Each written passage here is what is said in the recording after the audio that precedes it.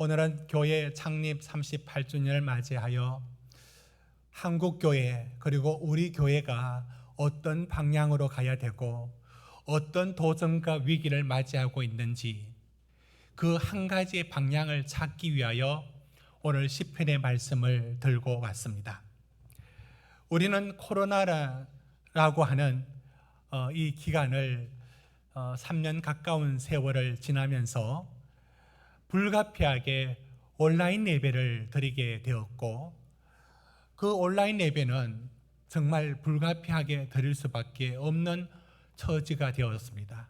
그러나 그 온라인 예배는 한시적으로 드려졌고 그러나 이제 코로나 이후에도 여전히 계속 온라인으로만 예배를 드리려고 하는 이들이 적지가 않습니다.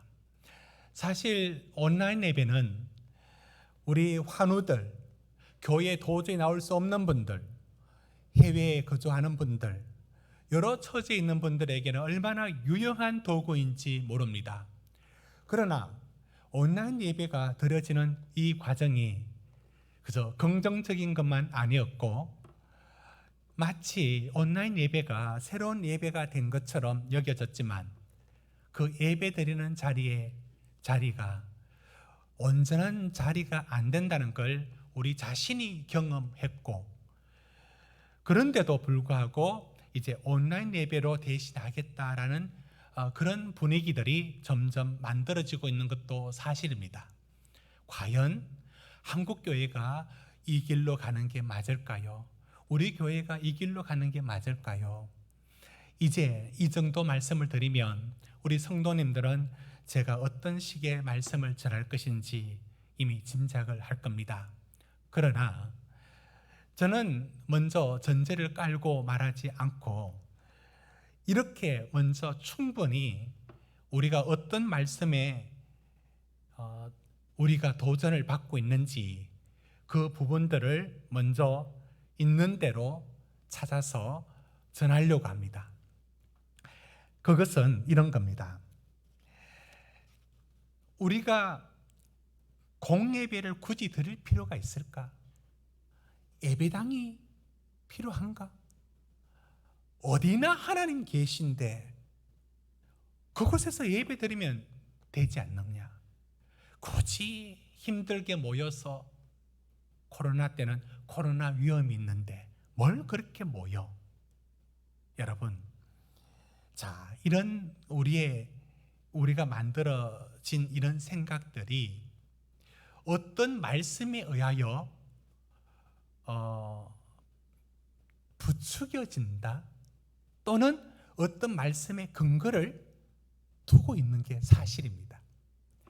그런데 저는 그 말씀들을 문제 삼는 게 아니라 그 말씀의 해석과 적용에 있어서 너무 엉뚱하다는 것을 발견했습니다. 그 관련되는 말씀 5가지를 저는 치워야 될 돌로 여기고 5가지 돌을 들고 왔습니다. 자, 첫 번째 돌을 한번 보여주십시오. 자, 이 5개의 돌을 들고 왔는데 이 돌들 안에 있는 하나님의 말씀을 제가 건드릴 생각이 없습니다. 단지 이 말씀이 엉뚱스럽게 적용되고 있다는 부분들을 생각이 들어서 이 돌들을 제거하려고 합니다. 첫 번째 돌, 우리 같이 한번 읽어주십시오. 돌 하나, 시작. 굉장히 올바른 정의입니다. 됐습니다. 교회에 대한 올바른 정의라고요. 교회는 에클레시아, 세상으로부터 부르심을 받은 성도들의 공동체를 교회라고 합니다. 그런데 교회 간다 또는 예배당에 간다를 우리는 함께 사용하고 있었습니다.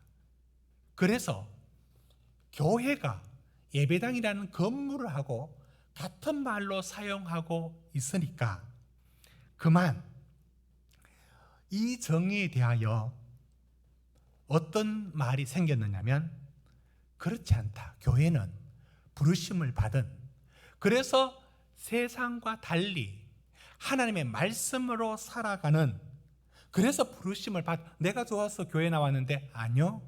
하나님이 기다리고 부르시고 개입하셔서 부르심을 받은 성도들의 공동체다. 이걸 강조하기 위하여 교회는 건물이 아니다, 성도의 공동체라고 했습니다. 제가 나중에 이 도를 제거할 때 말씀드리겠습니다. 이 올바른 뜻이 엉뚱스럽게 적용되고 있는 부분이 있습니다.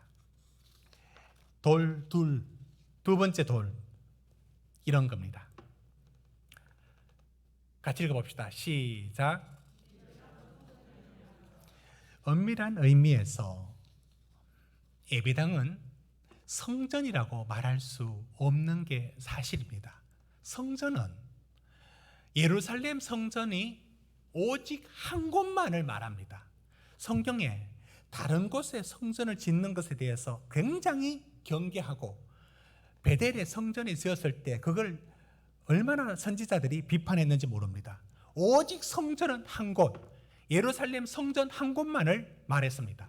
그곳만이 하나님이 거하는 장소다라는 것의 의미를 강조시켰고, 다른 곳에 성전을 짓지 못하게 했습니다. 그런데 예배당을 성전이라고 말하려고 할 때 성전이라고 말하지 말라고 하는 이유가 있습니다. 그것은 예배당을 신성시하거나 마치 하나님이 그곳만 계신 것처럼 여겨지도록 만들는 오해를 만들기 때문에 그 말을 하지 말라고 했습니다. 여러분, 예수님께서 이렇게 말씀하셨죠. 요한복음 2장 19절에 성전을 헐라, 사흘 동안에 내가 일으키리라. 이 말로 예수님은 십자가에 달리실 때 그들의 고소할 빌미가 됩니다. 성전을 헌다니. 그들에겐 성전은 하나님이었습니다. 이게 문제였죠. 그들에게 성전이 하나님이었다고요. 그런데 예수님이 성전을 헐리라고 할 때 그것은 19절 그 다음 20절에 뭐라고 말씀하느냐면, 건물 성전이 아니라 당신의 죽으심을 말한다. 그래서 예수님 십자가에 달렸을 때 성전의 휘장이 반으로 갈라집니다. 이게 뭘 의미하느냐면, 성전이 하나님 만나는 장소였는데 이제는 그 성전이 없어졌습니다. 필요가 없어졌습니다. 오직 예수를 통하여 하나님을 만날 수 있기 때문에 그 의미가 틀리느냐? 그 말이 맞습니다. 그 말이 맞다고요. 그래서 예배당 또는 성전, 그러니까 성전이 하나님 만나는 장소로서 역할을 했는데 이제는 예수님이 성전이 된 것입니다. 이게 틀렸느냐? 틀린 말씀을 제가 말하는 게 아닙니다. 단지 다시 말씀합니다. 엉뚱한 적용을 하고 있다는 거예요. 예수님이 성전이다. 그래서 지금의 성전과 예배당은 필요 없다. 왜 이렇게 나가죠? 아니, 예수님이 성전이 기능했던 모든 것을 이제 예수를 통하여 하나님께 나아간다 라는 사실이, 제가 지금 마지막에 할 말을 한 번 더 먼저 합니다. 엉뚱스럽게, 그래서 예배당이 필요 없다는 말로는 그거 왜 가느냐고요. 이상하지 않습니까? 지금 시대가 이렇게 나가고 있다는 거예요. 이 귀한 진리가 엉뚱하게 지금 적용을 시키고 있다는 거예요. 세 번째 돌. 시작. 누가 가뒀는 건 아니고, 저 돌이 곧 고구마처럼 보이네요. 치워주세요. 자, 닫아주세요. 자, 성전이 안에 하나님이 얼마나 크시고 어디든지 계신다. 무소부재하신데 어떻게 인간이 지은 성전 안에만 계신다고 하느냐? 그건 아니지. 어디나 계시지. 하나님 여기도 계시고 어디나 계시지. 여러분 열왕기상 8장 27절을 한번 보십시오. 솔로몬이 봉헌 기도를 하면서 이렇게 기도했습니다. 하나님 참으로 땅에 거하시니까 하늘과 하늘들의 하늘이라도 주를 용납하지 못하거든. 하늘의 하늘과 하늘들과 하늘이라도 그 어마어마하신 그것도 하나님 거하기에는 좁은 거다. 어찌 이 내가 건축한 성전에 들어오겠습니까? 라는 기도를 합니다. 이 말은 성경은 성전이 하나님이 대체될 수 없다라고 말하는 겁니다. 이게 이스라엘의 타락이었어요. 하나님은 죄송하지만 개똥 차반으로 믿으면서 성전은 하나님처럼 섬겼어요. 선지자들이 말합니다. 망한다. 이거 망한다.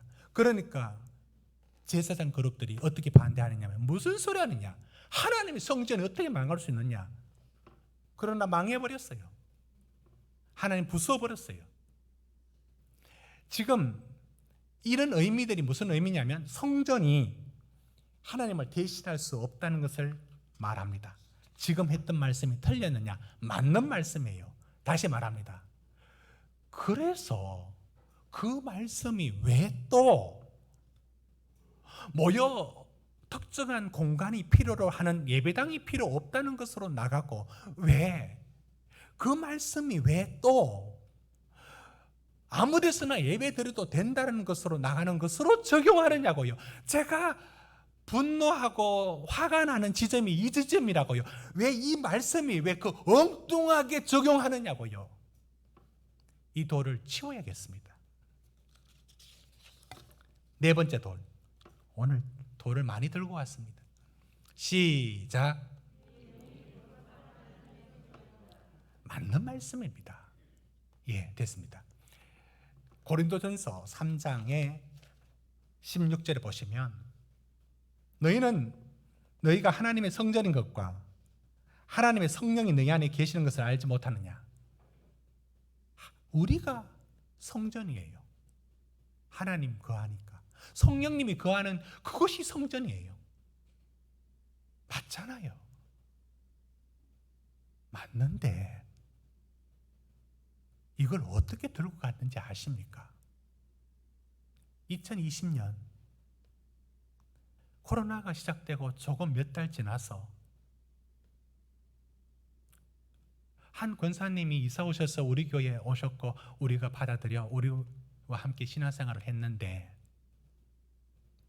제게는 그 말을 못했습니다만 전도사님이 전화를 하니까 교회에 나오지 않아서 전화를 하니까 유튜브를 보고 예배를 드린대요. 그래서 전사님이 예배당에 나와서 함께 예배 드려야죠. 그때 그 권사님이 무슨 말씀을 했느냐면 하나님이 내 안에 계시고 내가 있는 어떤 곳이든지 하나님이 계시는데 왜 그곳에 굳이 가야 되느냐? 떠났습니다. 그분. 안타까워요. 제가 답답한 것은 우리가 하나님의 성전이죠. 성령이죠. 거룩한 삶을 살아야죠. 이 귀한 진리가 왜 엉뚱스럽게 그래서 공예배가 필요 없는 것으로 적용하느냐고요. 제가 답답한 건 이거라고요. 왜 그게 그쪽으로 가느냐고요. 그쪽으로. 이 돌을 치워야 됩니다. 다섯 번째 돌도 있습니다. 우리 같이 읽어봅시다. 시작.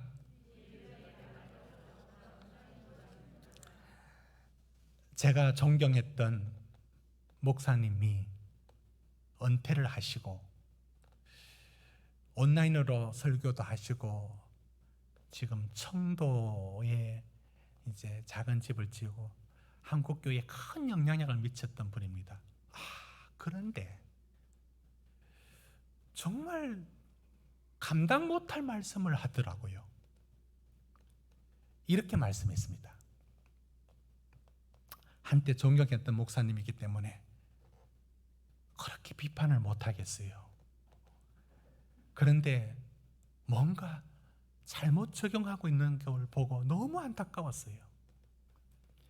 요한복음 4장에 예수님께서 수가성의 여인을 만납니다. 물 한 잔 달라고.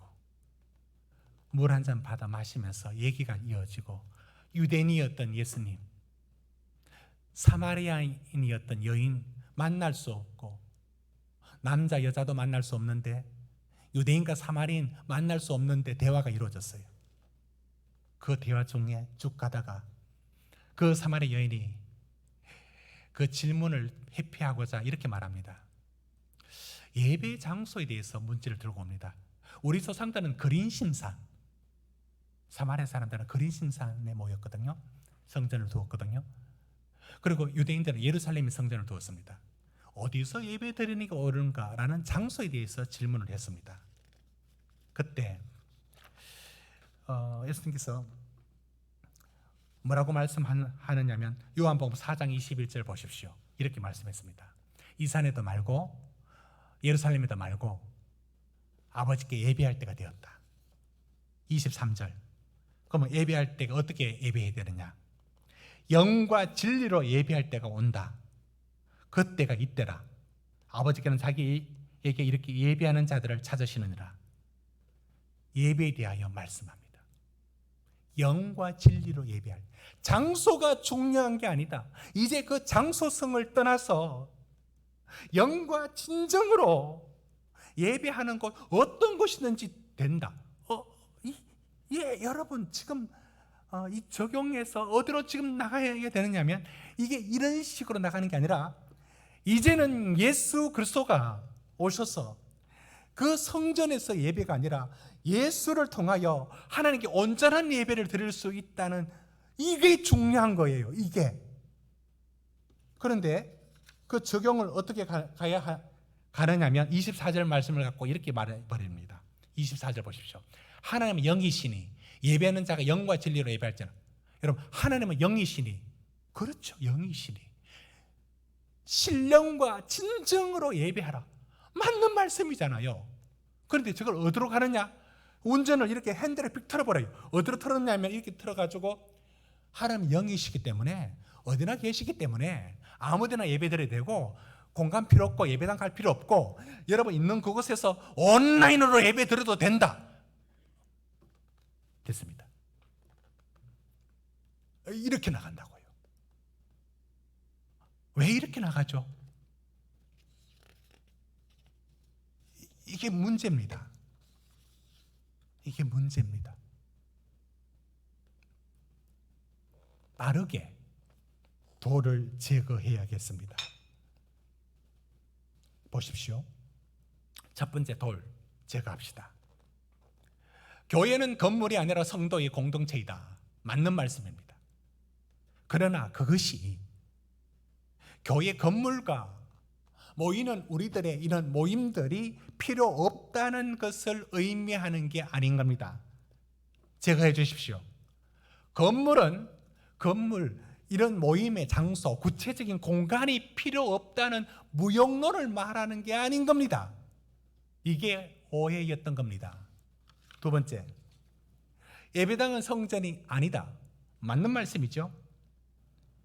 그러나 이 말의 의미는 예배당이 그곳만 하나님이 계시느냐라는 그런 의미에서 신성시 될 수 없다는 것에 대한 말로 저 말이 주어졌지, 특별한 의미가 있습니다. 내 집은 만민이 기도하는 집이라고 말씀했습니다. 교회가 주민센터와 하나도 다를 바 없다. 저기 있는 아파트하고 똑같은 건물이다. 맞는 말이죠. 틀린 말은 아니죠. 아니요. 하나님은 우리가 예배드리는 이곳, 우리가 성도들이 모이는 이것, 특별한 장소에 의미를 두고 있습니다. 내 집은 만민이 기도하는 집이라, 하나님과의 만남의 장소가 되는 것이고 하나님은 그것을 특별한 의미를 두고 있습니다. 세 번째, 하나님의 성전 안에 가둘 수 없다. 공간 안에. 크신 하나님이기 때문에. 그래서 성전이 필요 없다. 예배당이 필요 없다. 아니요. 이 솔로몬의 기도 사무엘상 8장에서 그 기도했는데 9장에 하나님의 응답이 무엇이었느냐? 성전은 하나님 특별한 곳이었어요. 하나님의 시선이 머무는 곳이었습니다. 시선이 머무는 곳이었습니다. 그래서 열왕기상 9장 3절에 보면 우리 같이 읽어봅시다. 시작. 나는 내가 건축한 이 성전을 거룩하게 구별하여 내 이름을 영원히 그곳에 두며, 하나님의 눈길이 머무는 곳이에요. 성전이. 이게 거룩하고 돈이 된다 이 뜻이 아니고, 이게 거룩하니까 여러분 손대지 말고 함부로 올라오지 말고 그런 거룩함에 대한 게 아니에요. 똑같은 거잖아요. 그게 거룩하다는 뜻이 아니라 우리가 모이고 성도들이 하나님 이름으로 모이고, 그래서 필요한 공간, 몸뚱아리를 가졌는데 공간이 없으면 어디에 모입니까? 뭐 영혼이 둥둥 떠가지고 하늘에서 모일까요? 하나님께서 우리가 모이는 이곳에 하나님의 시선이 머무는 곳이고 하나님의 이름을 둔다고 했어요. 이름을 두는 게 뭡니까? 제3계명에 내 이름을 망령되이 일컫지 말라. 하나님은 곧 하나님의 이름을 어떻게 다루느냐로 다루어지는데요, 하나님이 그곳에 계신다는 의미를 그렇게 말씀합니다. 물론 성전이 하나님이 아닌 것을 경계하면서 주어진 말씀입니다. 제가 앞서 말씀드렸습니다. 엉뚱하게 왜 이게 어디로 가고 있느냐고요. 넷째 돌도 제거해야겠습니다. 우리의 몸이 거룩한 하나님의 성전이다. 맞는 말씀. 귀한 하나님의 말씀이. 그래서 공간적인 장소가 필요 없다고요? 아닙니다. 교회는 성도들의 예배의 공간입니다. 필요합니다. 있어야 하는 곳입니다. 왜 그것이 엉뚱스럽게 적용하느냐고요. 다섯 번째,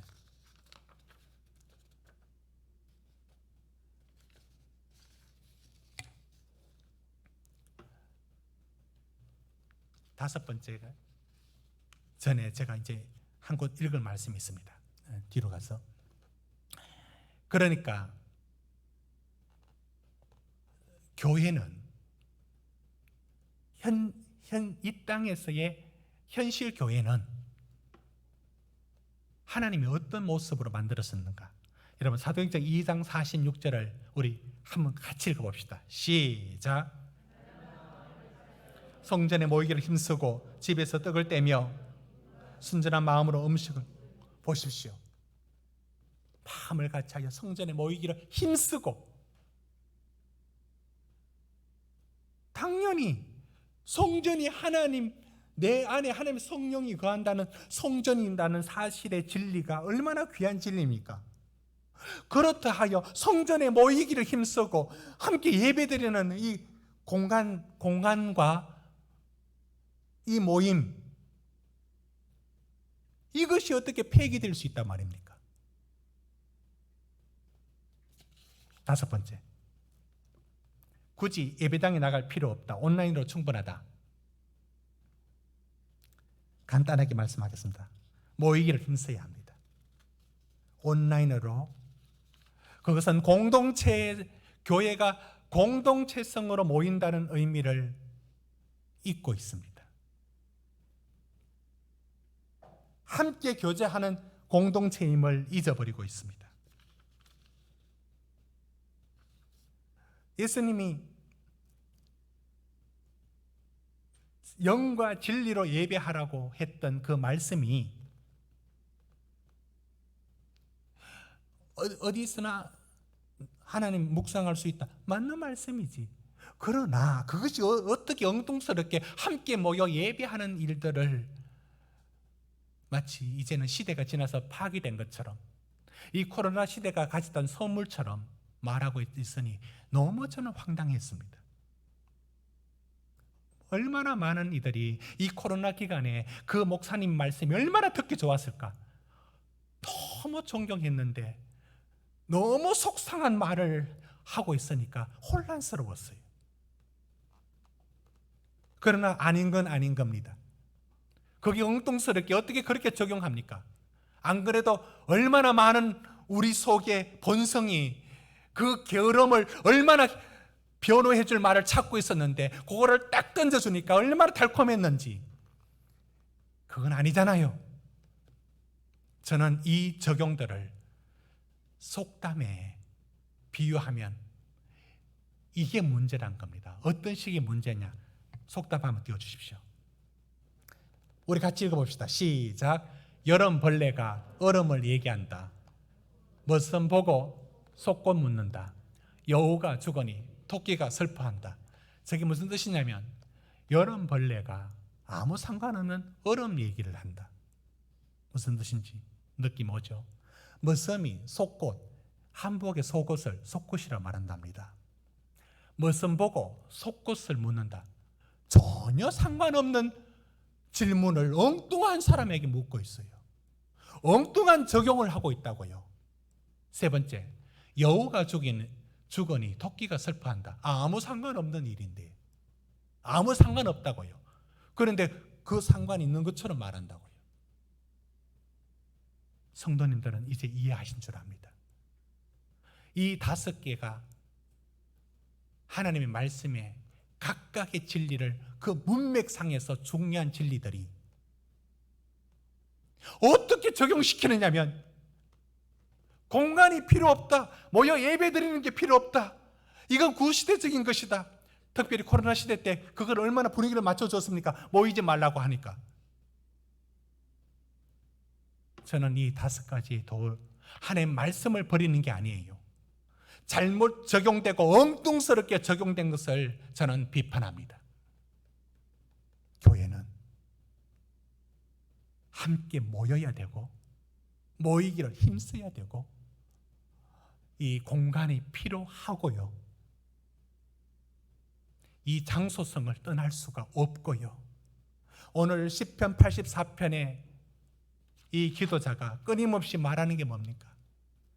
만군의 여호와여, 주의 장막이 어찌 그리 사랑스러운지요. 내가 악인의 장막에 가는 것보다 여호와의 성전에 거하는 것이, 하루를 머무는 게 나는 낫다. 하나님에 대한 사랑이 성전에 대한 사랑과 분리될 수 없는 그의 신앙 고백을 듣고 있습니다. 이것이 신앙인 겁니다. 이것이 올바른 길인 겁니다. 저는 이 모든 것들에 대하여 추상적이고 끊임없이 그냥 마음으로 하나님 믿으면 되지 뭐, 내가 어디나 있으면 되지 뭐, 이런 식으로 말하는 것, 이런 것들이 가만히 보면 옛날부터 있어 왔습니다. 이걸 이원론이라 하고요. 철학적으로는 옛날부터 이런 흐름들이 늘 있어 왔습니다. 그래서 그 진리를 비껴가면서 자기를 변명하고자 하는 이런 논리들이 항상 있어 왔습니다. 그러나 성경은 우리가 몸을 가진 사람으로서 구체적인 장소와 공간이 필요로 하며 서로 모이는 이 공간들과 사람들의 모임, 성도들의 모임, 이 성도들의 마음이 함께 모여서 있는 이 공간들이 중요합니다. 이걸 절대 폐기할 수 없으며 날마다 성전에 모이기를 힘쓰며라는 초대교회의, 건강한 교회의 올바른 모습이 이 모습이었습니다. 그러니 5가지의 말씀을 들고 와서 엉뚱스럽게 적용시켜서 나가는 길들에 대해서 저는 반대합니다. 저는 저희 어머니에 대한 사랑을, 저희 어머니가 내 너 사랑해 사랑해, 저희 어머니는 사랑이란 말을 한 번도 평생 담아본 적이 없는 분이고, 저도 자라면서 어머니에 대해서 엄마 사랑해란 말을 죽어도 못했어요. 그 말을 하면 안 되는 것처럼. 그 대학원, 상담대학원 다닐 때 숙제 과제가 아버지 어머니께 사랑합니다라고 말을 하는 것이었는데 끝내 못했어요. 도저히 못했습니다. 근데 저는 저희 어머니가 그 말을 한 번도 안 했지만 그 사랑을 어디서 느꼈느냐면, 하나의 예를 들면 이런 데서 느꼈습니다. 제가 어렸을 때 초등학교로 기억됩니다. 학교가 공휴일인지 뭔지 무슨 날인지 모르는데 아무튼 학교 수업이 없는 날인데 학교가 이런 식으로 했습니다. 그날 동네를 청소하도록 시켰어요. 동네. 그래서 이제 누구 한 사람을 시켜서 그날 안 나오면 그 다음날 학교 가서 바쳐버립니다. 그래서 그게 걱정이 돼서 이제 다 나가야 됩니다. 빗자루 하나씩 들고. 그래서 어디 그 촌에서 어디를 실어야 됩니까? 청소를 해야 돼요. 시간을 때워야 돼요.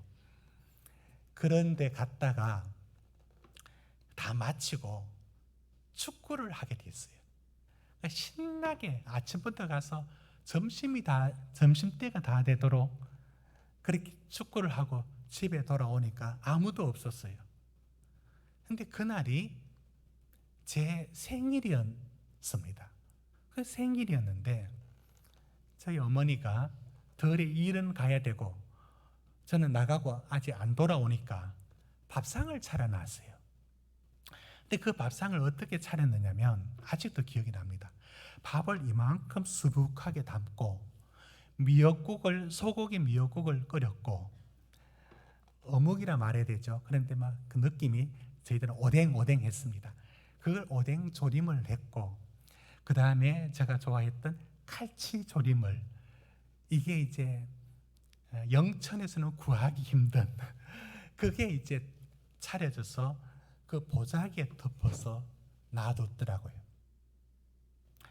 제가 그 수북한 밥을 미역국에 말아 먹으면서 어떤 생각이 들었냐면, 우리 엄마가 정말 나를 사랑하는구나.